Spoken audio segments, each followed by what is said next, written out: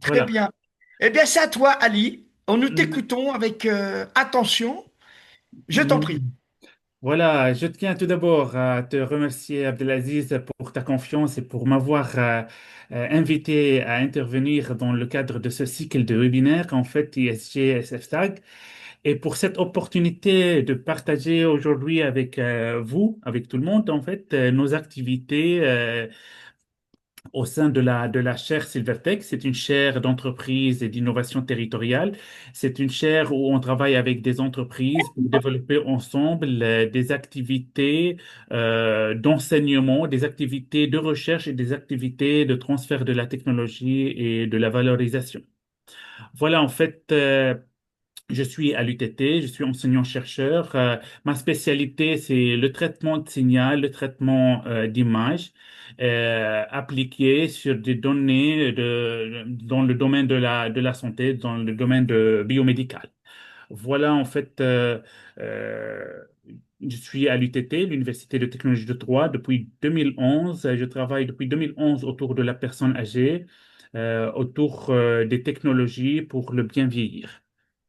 Voilà, en fait, je commence par une petite image, en fait, sur le vieillissement de la population. Comme vous voyez, en fait, le vieillissement de la population dans le cadre mondial, en fait, s'accélère pour atteindre un niveau, c'est pas comme avant, en fait, surtout en Europe et en particulier aussi en France. Euh, Comme vous voyez, les personnes en fait de 65 ans et plus représentent actuellement à peu près 22% de la population et ce nombre, leur nombre va continuer à augmenter et du coup, cette évolution donne un impact direct et important sur notre économie car actuellement, en fait, on a la silver economy qui pesait 92 milliards d'euros en 2013, mais il va atteindre en fait à peu près 180 milliards d'euros d'ici 2030. Voilà. Et pour ça, c'est ce qui nous montre en fait que les besoins des personnes âgées sont de plus en plus en fait très importants et il faut s'y préparer pour vraiment mieux les accompagner d'ici jusqu'au jusqu'à la fin de vie, voilà en fait. Et du coup, pour présenter d'une manière un petit peu globale qu'est-ce qu'on fait, nos recherches autour de la personne âgée, en fait, on travaille autour de la personne âgée et leur autonomie et le vieillissement. Et en particulier, en fait, nous, on focalise sur la fragilité. Il y a en gros, on pourra dire il y a trois catégories de la fragilité. Ce sont des catégories principales, la fragilité physique, la fragilité sociale et la fragilité cognitive. C'est normal, en fait, il y a des interrelations entre ces fragilités d'une manière, en fait, par exemple, une personne qui ne bouge pas, elle n'a pas évidemment en fait des relations sociales. Voilà. Pour cela, il y a cette interrelation entre ces fragilités. Et du coup, nous, on focalise beaucoup sur la fragilité physique. Et si on va décrire, comme vous voyez ici sur l'image, si on va décrire le parcours de la fragilité, on part de l'autonomie, bien sûr, et c'est là où, en fait, c'est complètement dans la prévention. Mais pour nous, on travaille depuis pas mal de temps, on a identifié que la prévention est très difficile à faire. Pourquoi? Car les gens qui n'ont rien de particulier. Ils nous disent, voilà, en fait, pourquoi vous venez nous embêter, nous, on vit tranquillement comme tout le monde. Voilà, ça, c'est en fait, c'est un petit peu difficile dans ce champ-là, en fait, la prévention.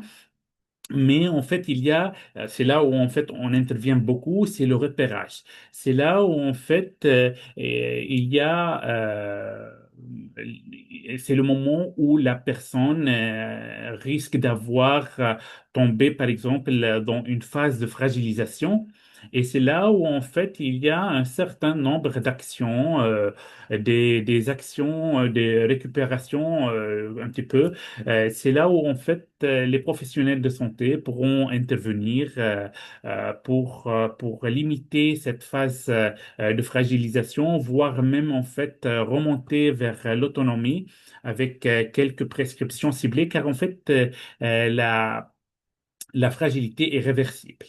Et puis, en fait, une fois qu'on identifie qu'il y a cette phase de fragilisation, c'est là où, en fait, il y a une phase de suivi, comme vous voyez ici.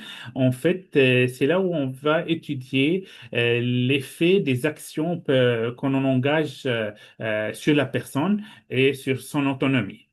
Par contre, c'est là où on va pas trop, c'est où il y a les aspects dépendance, car en fait, c'est là où en fait on identifie que la personne est dépendante et c'est là où il y aura des propositions, des solutions ad hoc, des prises en charge par des institutions, les EHPAD. Mais malgré, en fait, c'est pas qu'on ne se désintéresse pas, c'est plutôt, en fait, on propose quelque chose d'une manière un petit peu minimum, euh, mais c'est juste pour donner à ces gens là, en fait, pour conserver un petit peu un minimum d'autonomie. C'est là où, en fait, on travaille dans le domaine robotique autour de tout ça. Alors, ça, c'est pour, d'une manière globale, sur le thème où on travaille. Ensuite, tout d'abord, c'est quoi les silver technologies?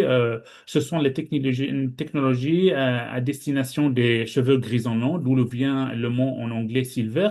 Ce sont des personnes, ce sont à destination des personnes âgées dans plusieurs différentes situations, allant de l'autonomie et l'indépendance jusqu'au besoin d'être aidé pour accomplir un certain nombre des actes ou accomplir des actes de la vie quotidienne ou bien une petite surveillance d'une manière régulière, en passant par quelques parfois limitations de la baisse, par exemple, ou parfois c'est une baisse de la capacité fonctionnelle de la personne. Voilà, c'est d'une manière globale, je donne la définition de la silver technology.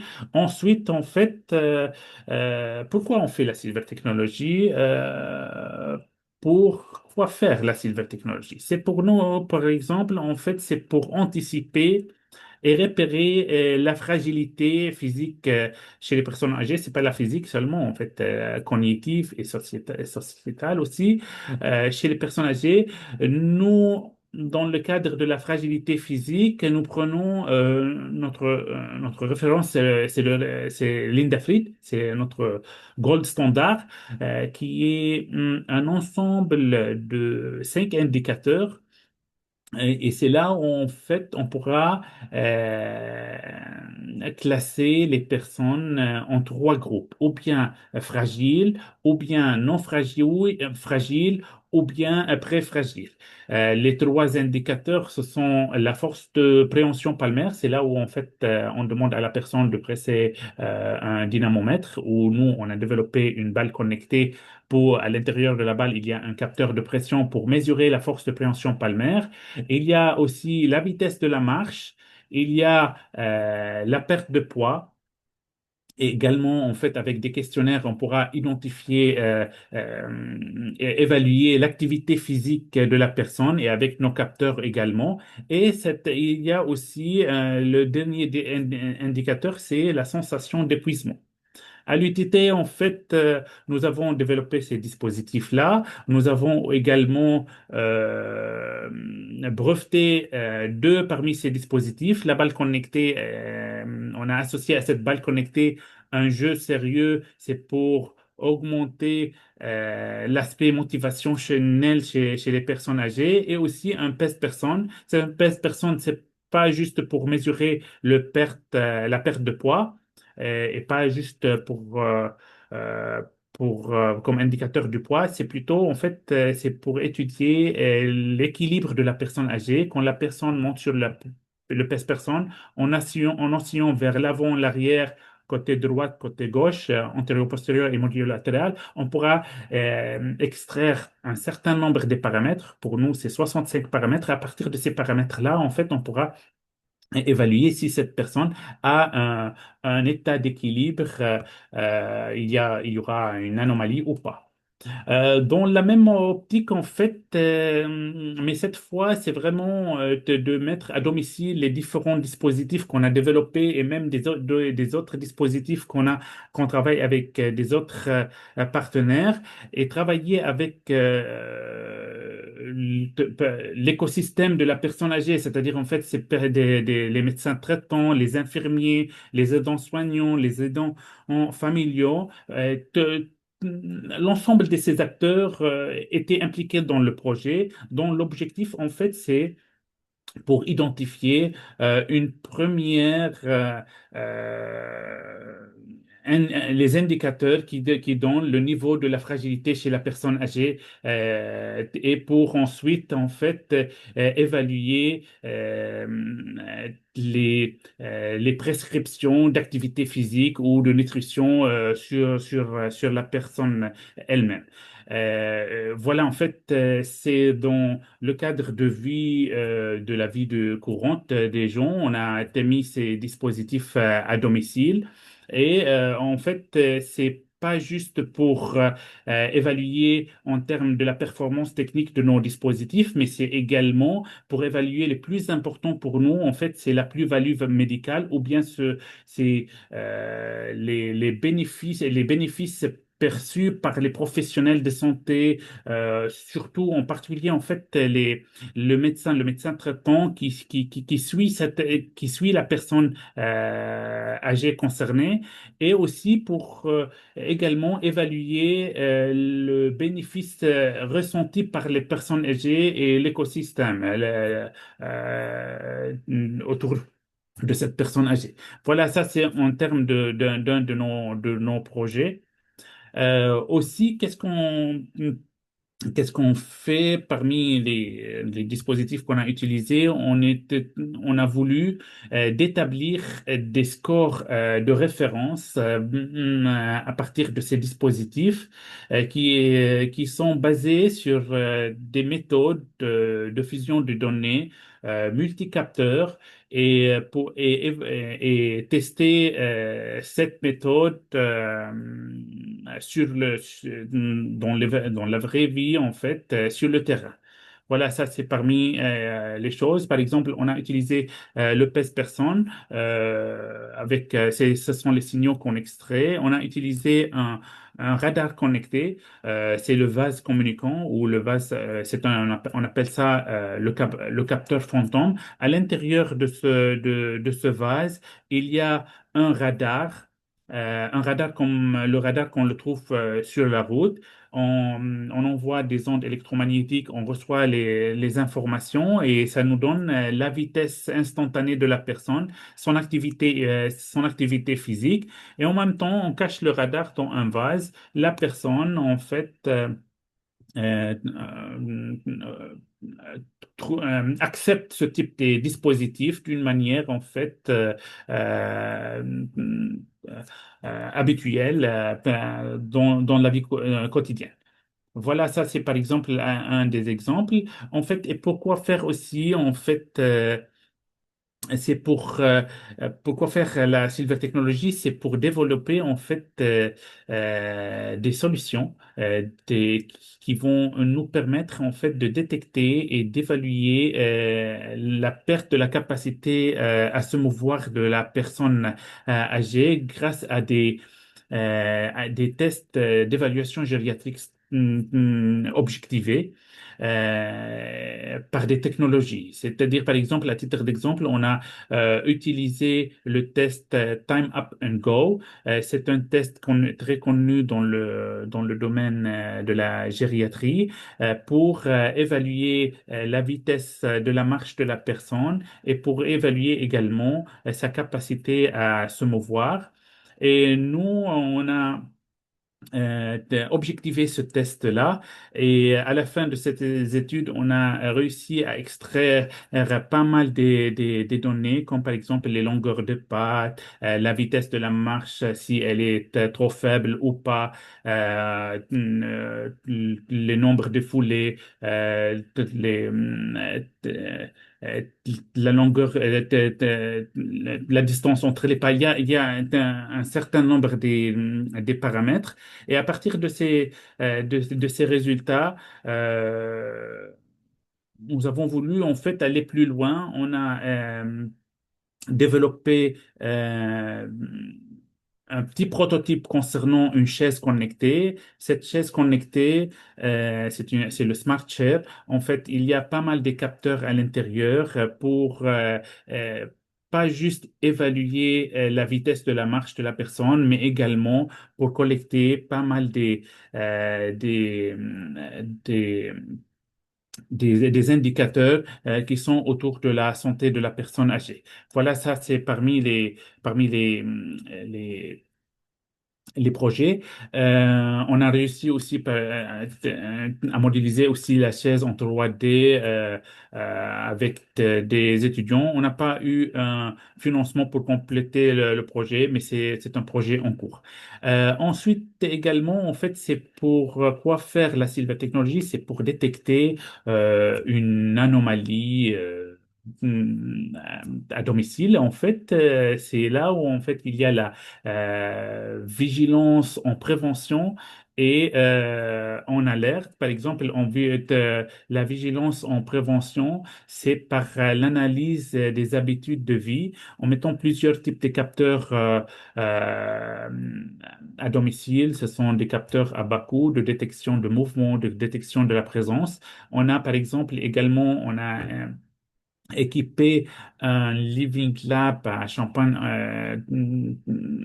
à Châlons en Champagne, en fait, par un sol intelligent. C'est là où on pourra localiser la personne à domicile et comme ça, en fait, on pourra, à partir des, de plusieurs scénarios, on pourra étudier les habitudes de vie de cette personne. Si, par exemple, euh, euh, c'est lié, par exemple, à des personnes qui atteignent de l'Alzheimer. Si, par exemple, cette personne fait plusieurs allers-retours d'une manière un petit peu pas d'une manière anormale, c'est par exemple, elle va à la cuisine plusieurs fois et elle arrête, par exemple, à un moment, puis elle revient, comme ça, on pourra identifier des anomalies liées à l'habitude de vie de la personne. Et aussi la vigilance en alerte, c'est là où en fait on va détecter des situations dangereuses, comme par exemple en mettant les médaillons de téléassistance. On travaille avec Assistance depuis pas mal de temps.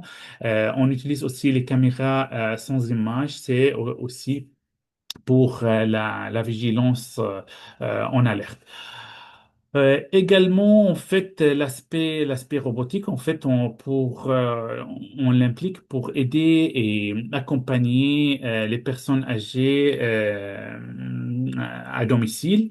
Par exemple, on a utilisé dans notre laboratoire le robot Clark. C'est un assistant de gériatre dont l'objectif est qui pourra faire en fait par exemple il pourra réaliser des tests simples comme le test par exemple le time up and go, time up and go, quand il demande à la personne de se lever, de marcher 3 mètres, puis revenir s'asseoir, ça, il pourra faire ce test, le robot Clack. On avait aussi faire pas mal de publications avec ce robot.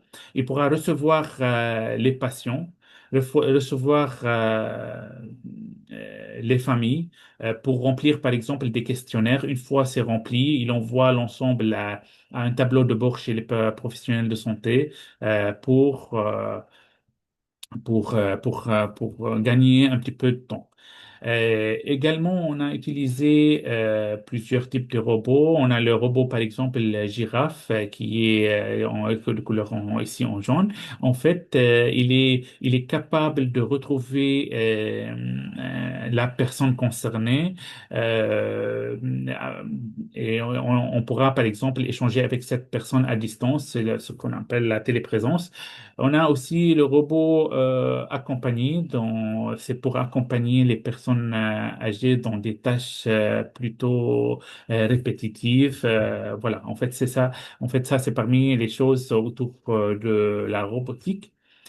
Par rapport à quoi, pourquoi faire la Silver Technology? En fait, ça, c'était dans le cadre d'un projet qui vise en fait à détecter des anomalies liées à des maladies infectieuses en développant un système automatisé dont l'objectif en fait mettre ce système à domicile et qui permet d'alerter d'une manière en fait rapide les professionnels de santé afin de faciliter des interventions médicales d'une manière rapide. Voilà, en fait. Et dans ce projet, on se repose sur trois types de données. Les images thermiques avec des caméras infrarouges, des signaux de tout collectés par des microphones, comme des microphones. On a développé un dispositif pour capter les toux sèches et les toux ou, grasses.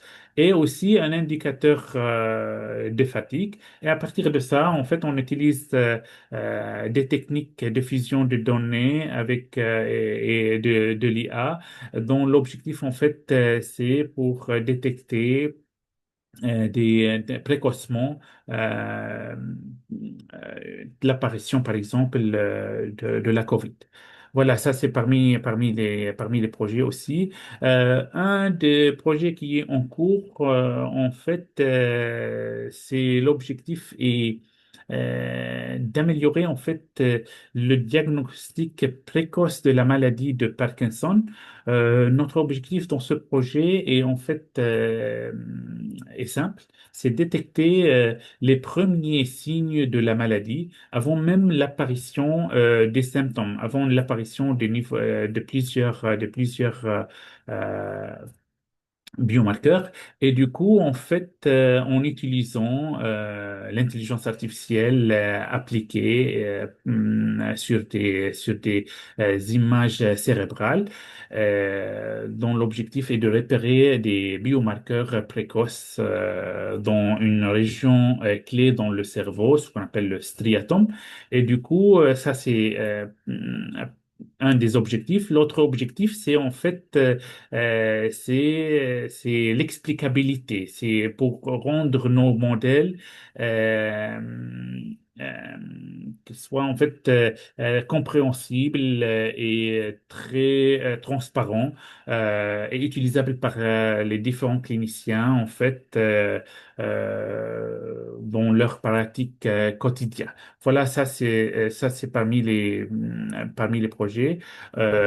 Également, en fait, il y a par exemple ici une partie de ce projet en proposant une méthode pour la segmentation automatique de cette zone qui s'appelle le striatum à partir des images IRM 3D en utilisant un modèle dont l'IA, ce qu'on appelle le UNet 2D. Voilà, en fait, on a réussi à 90% de faire la segmentation automatique en 3D de cette zone dans le cerveau. Aussi, en fait, parmi les projets, voilà, si on aura un petit peu de temps, je reviens pour ce projet.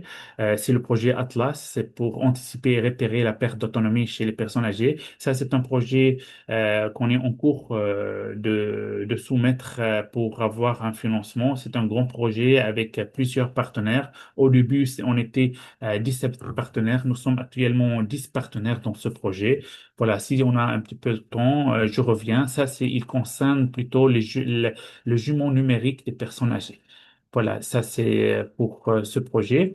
Au début, voilà, en fait, d'une manière globale, ce sont des projets dans le cadre de la recherche, mais j'aimerais bien en fait parler un petit peu sur quelques questions selon nos retours du terrain. Ça fait plus de 14 ans que c'est ma 15e année que je travaille autour de la personne âgée. Et ce qu'on a comme retour, ce sont quelques questions très importantes. C'est tout d'abord, par exemple, dans cette diapo, j'ai mis la question réglementaire, car en fait, c'est une question qui est très essentielle dans le domaine biomédical. Comme vous le savez, en fait, dès qu'on a un projet qui implique une personne humaine, on ne peut pas mener des expérimentations, même si c'est très simple, il faut respecter le cadre légal et éviter de faire n'importe quoi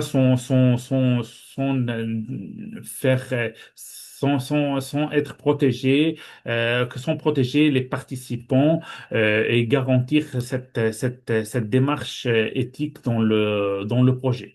Et du coup, pour mettre en place un tel protocole expérimental, il y a un tas de choses à faire. En fait, il faut tout d'abord avoir un promoteur qui va porter la responsabilité globale du projet.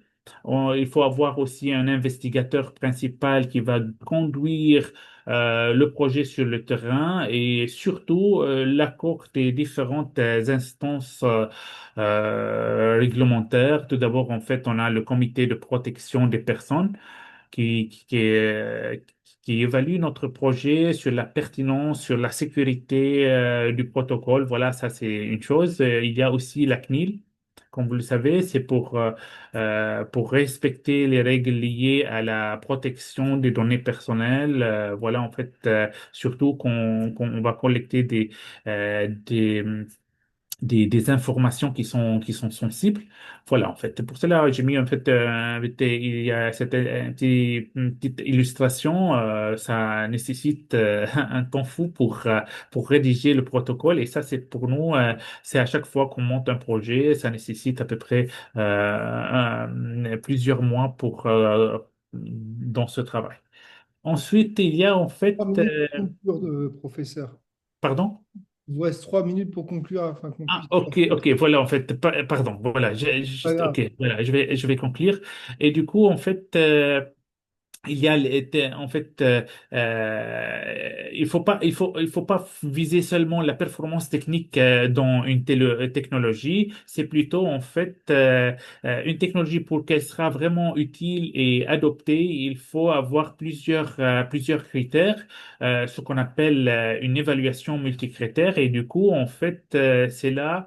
euh, où on implique, il y a, par exemple, tout d'abord, il y a la valeur technologique, il y a la valeur socio-économique, il faut une adéquation de la solution avec le marché, avec les besoins, avec les attentes des personnes âgées. Pour nous, les utilisateurs, ce sont les personnes âgées. Et aussi, en fait, il faut considérer également le bénéfice ressenti, comme par exemple la motivation ou l'envie d'utiliser cette technologie.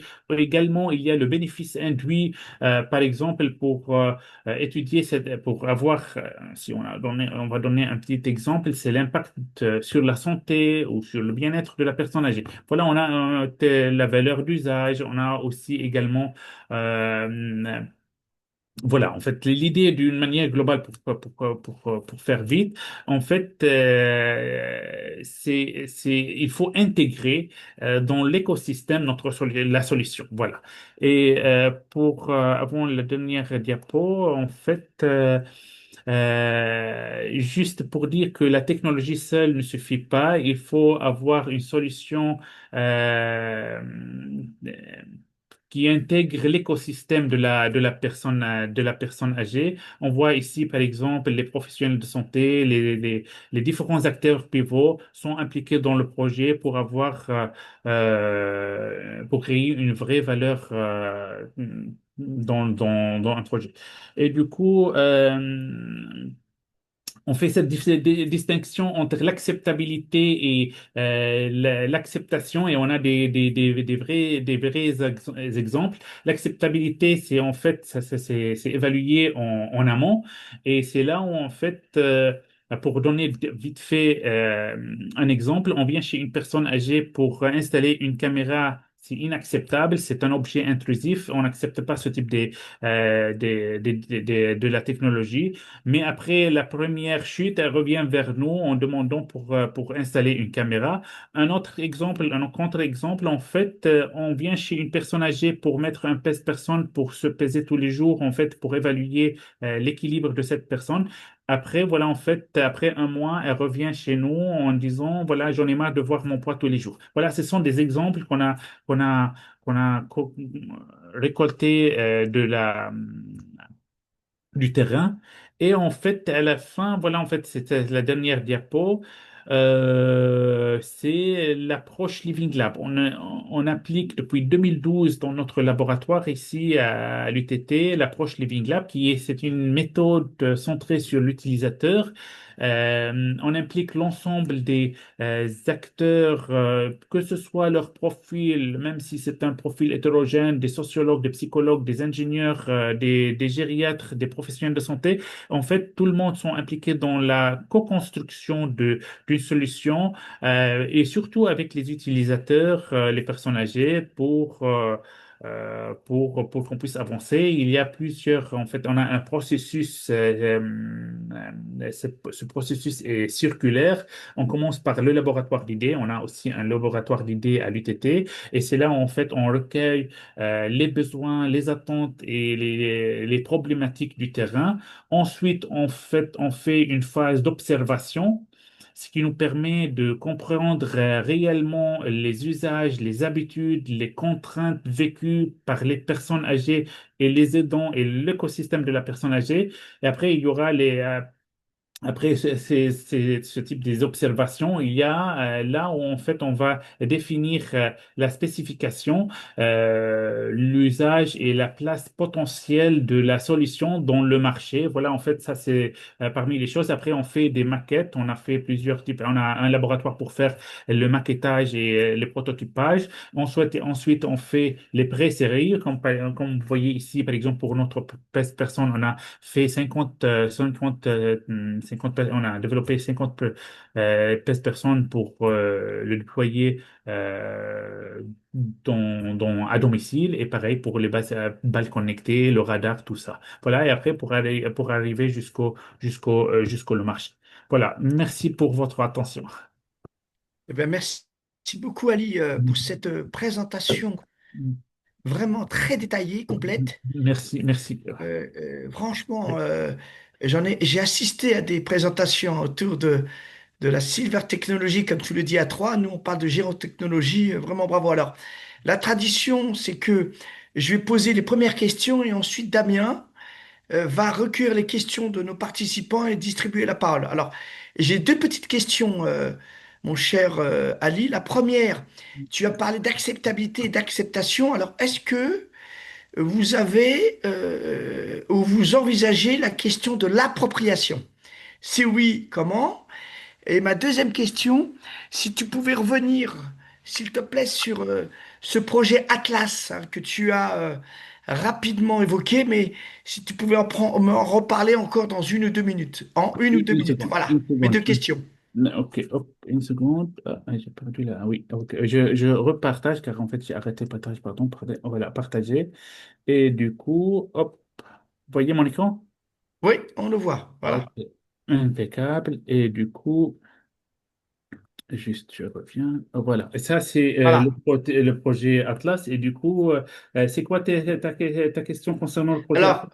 deux questions. La Oui, première, c'est sur, tu as parlé d'acceptation, d'acceptabilité, et j'aimerais t'entendre sur l'appropriation oui, tout à fait. des Ça, c'est pour la technologies. première question. Et la deuxième, c'est Oui, Atlas. oui. Si tu pouvais, en quelques minutes, hein, une ou deux minutes, nous en reparler, parce que c'est normal, tu avais peu de temps, mais pour nous en parler un peu plus précisément, où tu en es dans l'état d'avancement de ce projet, et quelles sont les difficultés qu'il a rencontrées. Et, voilà, si tu pouvais nous en reparler, s'il te plaît. Oui, effectivement. En fait, tout d'abord, dans ce projet, nous souhaitons tout d'abord favoriser le maintien à domicile, comme dans les autres projets, grâce en fait à l'utilisation des capteurs à bas coût innovants, dont l'objectif, en fait, c'est pour un suivi de santé continu. C'est l'objectif, comme tu vois ici, en fait, dans la maison ici, il y a un tas des capteurs. Et on va utiliser quelques capteurs recommandés par les professionnels de santé selon le patient, en fait. Et du coup, on va commencer à collecter les données pendant un certain moment. Une fois, après un mois de collecte de données, on va créer un modèle, c'est le jumeau numérique, en fait, de la personne âgée. On va créer un modèle qui représente cette personne âgée dans son état initial, être basés en fait sur des seuils ou des cut-off qui se trouvent dans la littérature. Chaque personne aura son propre modèle et on va euh, évaluer l'évolution de ce modèle en fonction de temps, car le temps, c'est l'âge, en fait, et en fonction de temps. S'il y aura une dégradation, par exemple, pour l'état de santé, c'est là où, en fait, on va déclencher une alerte et le professionnel de santé a un tableau de bord. Il a, en fait, l'historique de tous les différents indicateurs, comme par exemple, on a ici comme indicateur la qualité du sommeil, les activités physiques, le diabète, voilà, les insuffisances rénales, tous ces indicateurs-là, ça dépend du patient. Comme ça, en fait, le professionnel de santé va avoir l'ensemble des éléments qui concernent cette chute ou cette anomalie chez cette personne âgée. Et comme ça, il pourra traiter la cause et pas les conséquences.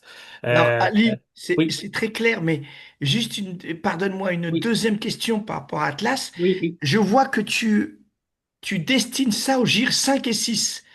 Est-ce que tu pourrais pas destiner ça au GIR 4, puisque tu sais que maintenant dans les EHPAD, il n'y a plus de place. On accueille maintenant des personnes quasiment en fin de vie. Est-ce que justement ton dispositif Atlas n'aurait pas intérêt à être étendu au GIR 4, puisque je pense que là tu tiendrais un bon dispositif, hein. Alors, bien entendu, prêt à en parler avec toi plus tard, mais je pense que c'est un très beau dispositif, franchement, hein. Je t'en parlerai en mode privé d'un autre dispositif qui se base justement sur le génome humain. Mais si tu mettais ça pour les GIR 4, tu serais encore plus inclusif et tu proposerais une mission de service public sans le dire. Effectivement, en fait, mais le problème, nous, nos dispositifs technologiques, c'est à destination domicile. C'est pas pour être dans un EHPAD. Pourquoi? Car en fait, Justement. il y a des dispositifs où la personne elle-même n'a pas besoin d'avoir un assistant pour collecter ces données. Je peux te montrer, peut-être, j'ai fait une vidéo pour ce projet. Et du coup, pour cela, on a choisi GIR 5, GIR 6 pour que la personne puisse faire tout seul, en fait, l'acquisition des données. Ça, c'est D'accord. pour la première question. La deuxième question sur le projet Atlas concernant le financement, on a sollicité FEDER pour une enveloppe de 60 pour une enveloppe assez importante en fait, et ils pourront nous financer à l'ordre de 60%. Il nous reste à trouver 40% de financement. 20%, on va solliciter, on a déjà discuté avec la région, on va solliciter la région sur 20% et il faut qu'on trouve 20% de privé. De privé, en fait, il y a plusieurs types de montages, ou bien ça sera dans le cadre des mécénats, euh, ou bien ça sera dans le cadre de la télésurveillance. Voilà, c'est dans ce cadre-là, car il y a actuellement, comme vous le savez, en fait, je pense qu'il y a un financement de l'État à l'ordre de 70 euros, 73 euros par personne dans le cadre de la télésurveillance.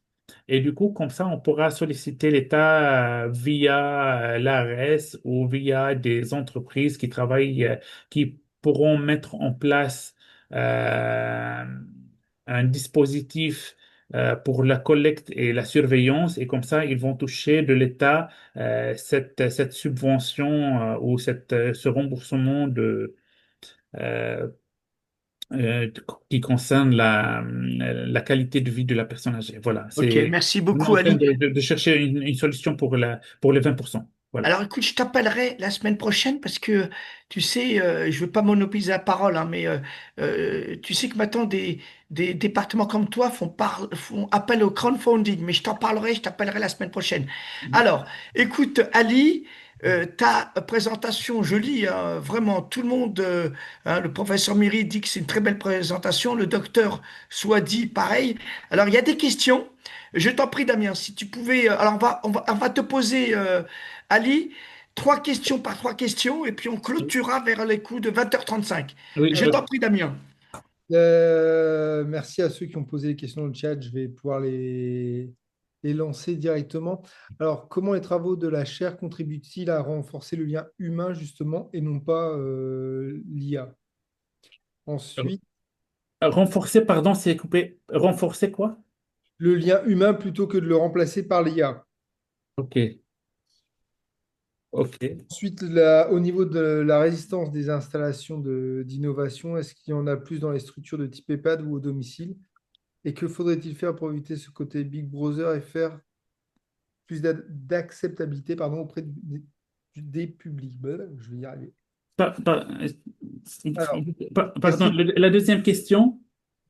Et que faudrait-il faire pour éviter ce côté Big Brother et faire plus d'acceptabilité auprès du public? Ok. Je vous laisse déjà avec ces trois questions. Pour avoir plus d'acceptabilité, tout d'abord, en fait, on va identifier tout d'abord correctement les besoins sur le terrain et aussi on va ajouter à nos dispositifs technologiques l'aspect motivationnel. C'est le cas de, par exemple, pour le PES personne et pour la balle connectée. On a ajouté, par exemple, pour la balle connectée, un jeu sérieux. C'est là où, en fait, pour motiver la personne d'exercicer, par exemple, pour des personnes qui ont subi des opérations du canal carpien, le professionnel de santé prescrit dans ce cas, par exemple, de faire des exercices pendant une période. Et du coup, au bout de temps, en fait, la personne s'ennuie et elle arrête de continuer à effectuer cet exercice. Nous, on a intégré un jeu sérieux. C'est une fois on presse la balle, par exemple, on monte un avion pour entrer dans des cerceaux et on collecte des scores. Et à partir de ça, on a fait des études et on a trouvé qu'il y a un retour, que les gens acceptent plus les dispositifs technologiques quand c'est relié avec des choses ludiques, en fait, d'une manière, en fait, euh, plutôt acceptable. Ça, c'est parmi les choses. Et aussi sur la sensibilisation, c'est-à-dire, en fait, parfois, dans nos projets, il faut intégrer aussi la sensibilisation, c'est expliquer pourquoi on fait ça, pour qui on fait ça, et d'une manière, en fait, c'est pas juste pour les personnes âgées, mais c'est également sensibiliser les gens qui sont autour de la personne âgée, les aidants familiaux, c'est pas juste les aidants professionnels, c'est comme ça, en fait, c'est là où, en fait, on pourra transmettre ce message aux plus des personnes pour augmenter ce taux d'acceptabilité des dispositifs technologiques. Pour la première question concernant comment on pourra renforcer l'humain, voilà. Et du coup, en fait, ça, c'est par la sensibilisation également et pour donner un petit peu plus de temps aux professionnels de santé avec l'utilisation de l'IA, mais d'une manière très explicative. C'est-à-dire, en fait, on va rendre nos modèles qui prennent les décisions d'une manière transparente. Comme ça, en fait, tout d'abord, ils vont être acceptés par les professionnels de santé, mais aussi on va dégager plus de temps pour les professionnels de santé pour qu'ils puissent discuter plus avec ces patients, car en fait, il a plus de temps libre. Voilà, c'est, si on va dire comme ça. Voilà. Merci Ali. Damien, encore deux questions, puis on va clôturer. Je Oui, t'en prie, Damien. alors je vais répondre directement à Inès, à Loulou. Oui, en effet, sur la question éthique. Non, mais si tu avais la gentillesse de dénoncer la question pour que Oui, tout le monde... alors oui, oui. voilà, Alors, s'il te plaît. et voilà. Elle trouve que justement les considérations éthiques doivent être bien étudiées. Les médecins sont convaincus par ces méthodes, mais est-ce qu'il faut exiger le consentement de la personne âgée ou encore l'aidant si la personne âgée a des troubles cognitifs? C'est quand même des personnes qui sont surveillées 24/24. En effet, la loi, la réglementation, notre conférencier l'a précisé, le CNIL ou autre, on est obligé de recueillir, ça c'est un point de vue légal, le consentement, alors soit de la personne, soit de son représentant légal. Ça, c'est une question qui est... C'est la loi 2002, la loi Kouchner, voilà. hein, effectivement.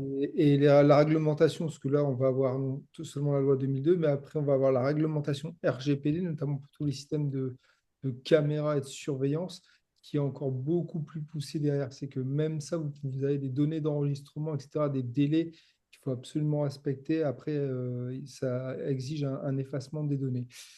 Dernière question, vos outils semblent se tourner vers la santé et des indicateurs en lien avec l'état de santé. Comment identifiez-vous la fragilité sociale et la téléprésence peut-elle se substituer au lien social ou humain?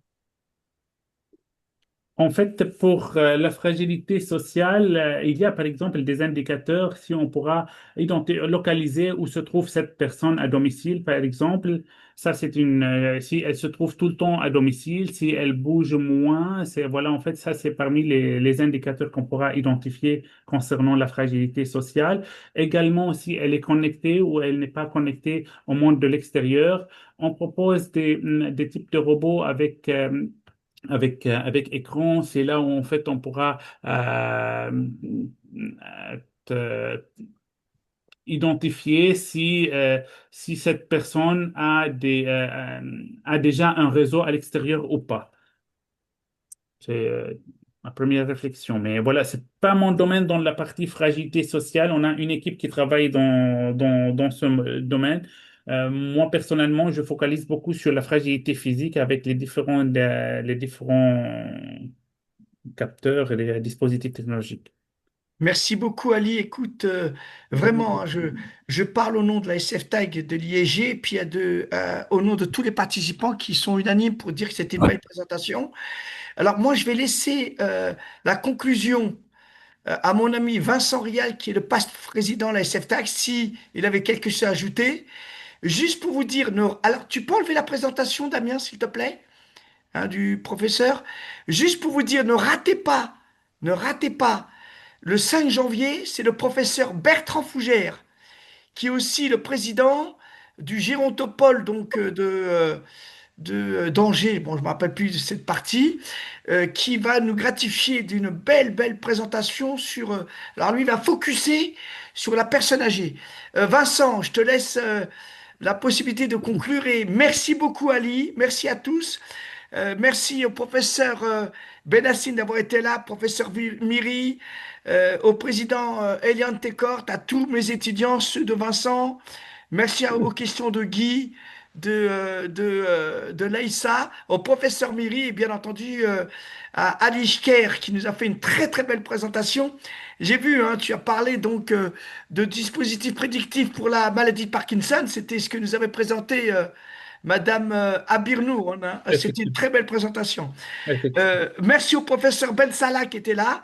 Allez Vincent, je te laisse conclure. Vraiment, hein, merci pour une petite conclusion. Merci. Bon, ben, merci. Je vais faire une conclusion très rapide et imprévue. Merci de me donner la parole en très peu de temps.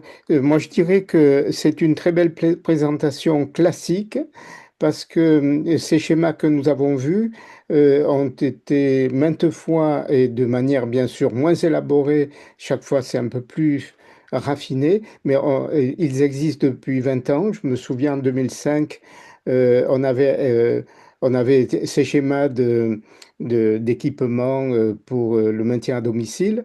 Et on avait aussi les mêmes questions en 2005, à savoir comment renforcer le lien humain plutôt que l'effet Big Brother, l'effet intelligence artificielle, le cocon d'intelligence artificielle. Et il y a eu ensuite, plus récemment, il y a 5 6 ans, euh, une enquête qui a montré que les infirmiers, le personnel médical et médico-social de l'aide à domicile et du maintien à domicile n'aiment pas ces technologies. Ça, ça a été écrit noir sur blanc, comme ça, dans un rapport dont j'ai plus le titre exact, mais on peut le retrouver facilement dans le cadre de la Silver Economy, encore une fois. Et donc, on reste sur cette grande question qui est les merveilles de la technologie existent, sont développées, sont souvent redéveloppées. Euh, et c'est toujours des projets du même type également, avec des cofinancements à partir d'un grand financeur industriel, des cofinanceurs de type région, mécénat, etc. Donc, cette mécanique, je dirais, existe depuis de nombreuses années. La question, elle est où en est-on réellement de ce que Jelal a appelé l'appropriation, je crois. Après l'acceptabilité et l'acceptation, il y a cette question de l'appropriation, pas seulement par la personne, mais par la société, et à commencer par le corps médical et médico-social. Donc ça, c'est une grande question. Et bon, voilà. Et ce très bel exposé met en relief l'existence de cette question. On a un problème entre l'avancée technologique, qui est assez brillant, même très brillant, et l'acceptation, l'appropriation par non seulement les personnes, mais l'ensemble de la société. Et il y a d'autres questions, qui est la question de la précarité. Est-ce que ça s'adresse qu'à des riches dans le monde sur la planète, il y a de nombreux endroits où on ne peut même pas rêver de la moindre de ces technologies. Ça, c'est d'autres questions. Donc, il y a une série de questions qui continuent à être posées. Et voilà, ça sera le mot de la fin pour moi. Merci beaucoup, cher Vincent. Ravi de te voir. Ali, que te dire?